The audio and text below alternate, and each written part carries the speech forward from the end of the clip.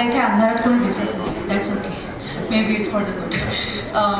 मी खरं stand up comedy करणार होते, म्हणजे एंट्री मी स्टँडअप कॉमेडीची दिली होती. पण मी इथे आले आणि मी आले सुधीर दादाला म्हटलं मला तुझी कविता दे.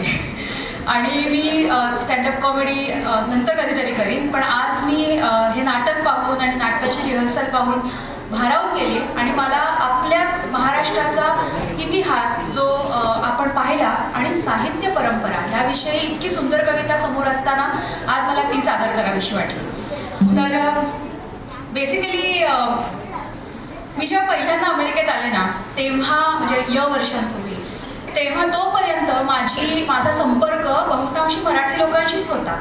पण मी कल्याणची आहे, तर काय म्हणू आपण त्याला, स्टँडर्ड मराठी बोलणाऱ्या लोकांशी होता.